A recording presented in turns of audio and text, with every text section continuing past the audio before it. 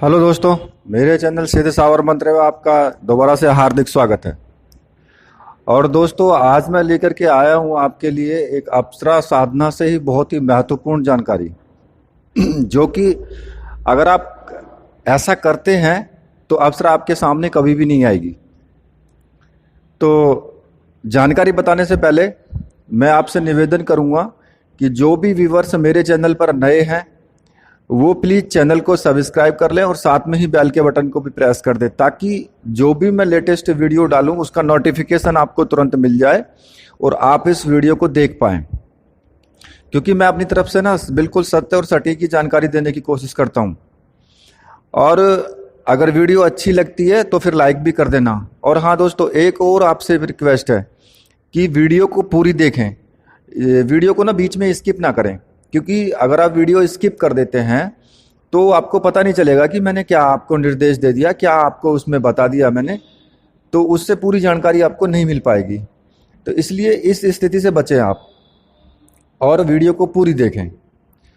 तो आइए मैं आपको बताता हूं कि अगर आप ऐसा करते हैं तो फिर अप्सरा आपके सामने कभी भी नहीं आएगी। देखिए, होता क्या है कि हमने गुरु दीक्षा ले ली। गुरु दीक्षा लेने के बाद हमने गुरु मंत्र का जाप किया, या फिर हमने कोई और दूसरी दीक्षा ले ली, जैसे कि महाविद्या कोई दीक्षा है, महाकाली की दीक्षा ले ली, बगलामुखी की ले ली, या फिर धूमावती की ले ली, और वो साधना हम लोग कर रहे हैं। या फिर हमने हनुमान जी की साधना स्टार्ट कर दी, हनुमान जी की दीक्षा लेकर के हनुमान जी की साधना कर रहे हैं, भैरव की है, या फिर कोई भी देव हैं जो उग्र हैं। मेरे कहने का मतलब यह है कि जो उग्र साधनाएं हैं, अगर आप वो साधना कर रहे हैं और आप चाहते हैं कि अप्सरा की भी साधना करें, या फिर किन्नरियों की साधना करें, या फिर यक्षिणी की साधना करें, तो मैं आपसे एक बात स्पष्ट शब्दों में कह देना चाहता हूं कि अगर आपने अप्सरा की साधना करने से पहले इनकी साधना की, मान लिया आपने 1.25 लाख मंत्रों का जाप का अनुष्ठान ले लिया और 1.25 लाख मंत्रों का जाप का अनुष्ठान आपने पूरा कर लिया, उसके बाद आप अप्सरा साधना करते हो, तो नॉर्मल सी बात है, 100% है कि अप्सरा आपके सामने आएगी, सिद्धि आपको प्राप्त होगी। और अगर आपने, क्योंकि मैंने देखा है अक्सर जो लोग गलती करते हैं उसको ना इस तरीके से मतलब ध्यान में रख लेते हैं कि सुबह के टाइम तो आपने या तो आप बगलामुखी मंत्र का जाप कर रहे हो, भाई गुरु मंत्र का तो करते ही करते हो, बगलामुखी मंत्र का जाप कर रहे हो, या फिर महाकाली का जाप कर रहे हो, या फिर आप हनुमान जी के मंत्र का जाप कर रहे हो, और मान लिया सुबह सुबह आपने जो है 11 माला 21 माला का संकल्प ले रखा है और पूरे साधना स्टार्ट कर रखी है, तो वो सुबह के टाइम आप कर रहे हो। और रात में क्या करते हो? रात में जब 9 बजे के बाद में फिर आप जो है अप्सरा साधना स्टार्ट कर देते हो कि अप्सरा का भी आपने जो है संकल्प ले लिया कि भाई मुझे 21 दिन साधना करनी है, इतनी माला का मैं जाप करूंगा। अब होगा क्या कि एक टाइम में, देखिए, एक टाइम में साधना तो एक ही हो सकती है, चाहे आप रात में करें दिन में करें। वैसे आप गुरु मंत्र का जाप कभी भी कर सकते हैं, या फिर सौम्य मंत्र जो भी है उनको आप जाप कर सकते हैं।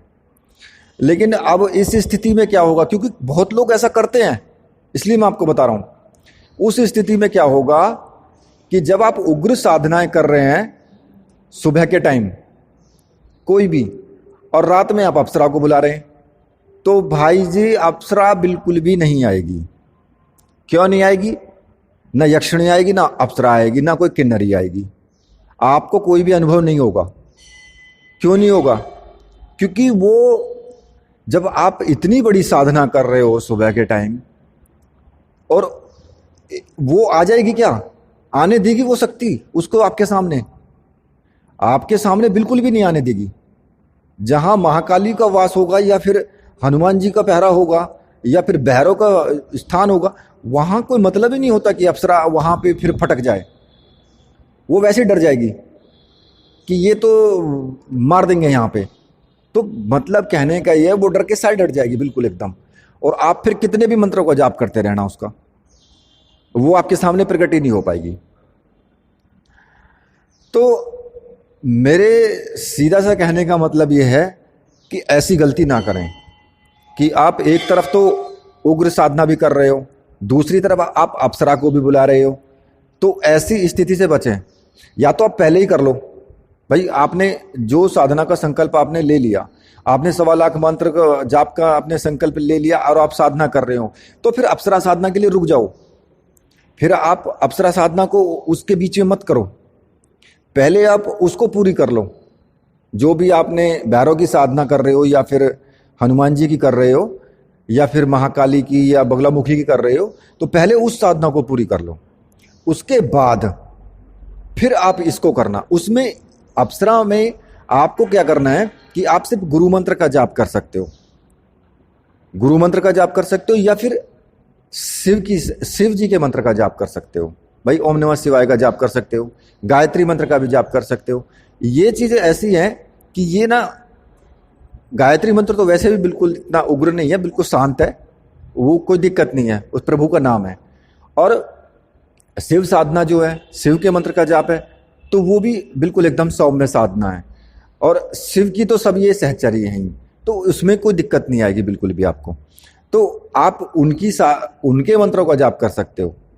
लेकिन आप अगर इस तरीके से करते हो कि उधर उग्र साधनाएं सुबह को दोनों एक दिन में ही दोनों साधनाएं स्टार्ट रखते हो, उधर आप या तो यक्षिणी की साधना कर रहे हो या फिर अप्सरा की साधना कर रहे हो, तो इनमें से कोई भी नहीं फटकेगा आपके पास में। आप कहोगे कि भाई ये तो अनुभव तो हो ही नहीं रहा है, हम तो इतनी इतनी साधना कर रहे हैं। जब अरे भैया अनुभव कहाँ से हो जाएगा, अनुभव होगा ही नहीं। क्यों कि जब एक ताकतवर बैठा है तो एक हल्का आदमी कैसे उसके सामने आएगा। मान लिया एक टॉप मोस्ट बैठा हुआ है और उसके सामने वो हल्का आदमी आकर के वहाँ घूमे फिरेगा, तो वो क्या करेगा, वो डर के मारे आएगा ही नहीं, चारों तरफ तो घूमता रहेगा आपसे बहुत बहुत दूर, लेकिन वो आपके पास फटकने की उसकी हिम्मत नहीं होगी। तो इसलिए इस स्थिति को ना करें। मेरे एक भाई ने किया है ऐसा, तो इसलिए मैं आपको बता रहा हूं। तो मैंने सोचा कि मैं एक वीडियो ही बना देता हूं, क्योंकि ऐसी स्थिति और लोग भी कर सकते हैं, जो और दूसरे भाई हैं मेरे, वो भी कर सकते हैं इस काम को। तो इसलिए इस काम को करने से बचें।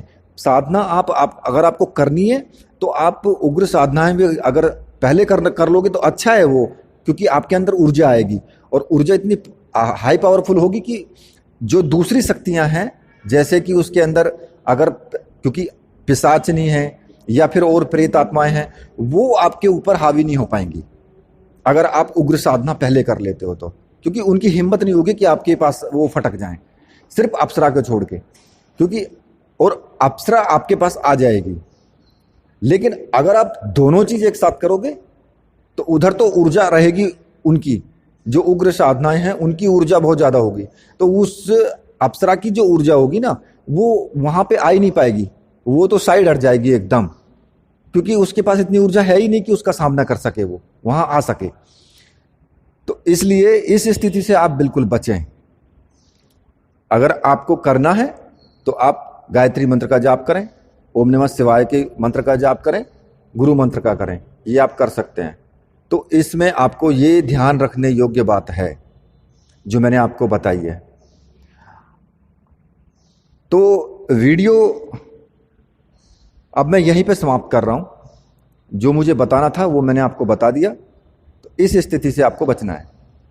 जिन भाइयों को मेरी बात में जरा भी सच्चाई नजर आती है, जरा भी वीडियो मेरी अच्छी लगती है, प्लीज वीडियो को लाइक जरूर करें और चैनल को सब्सक्राइब जरूर करें, जिससे कि मुझे और थोड़ा विश्वास मिले, साहस मिले कि मैं आपके लिए और भी वीडियो बनाऊं और नई खोज करूं कि भाई हाँ ऐसा हो सकता है या नहीं हो सकता, कैसे हो सकता है, क्या हमें करना चाहिए। तो उस पर मैं आपको और भी निर्देशन दूं, लेकिन ये मैं आपको जरूर सच्चाई के साथ में आपको बता रहा हूं कि मैं आपको जो भी बताऊंगा वो बिल्कुल एकदम सटीक ही बताऊंगा, क्योंकि झूठ बोल करके वीडियो चलाना मुझे पसंद नहीं है। तो इसलिए मैं आपको जो भी जानकारी दूंगा वो बिल्कुल एकदम सही जानकारी दूंगा। तो इसके बाद मैं अपनी वीडियो को समाप्त करता हूं यहीं पे। तो आप मेरे साथ बोलोगे, जय हो वीर बजरंगबली हनुमान जी महाराज की जय, जय हो मेरे परमहंस गुरुदेव की जय।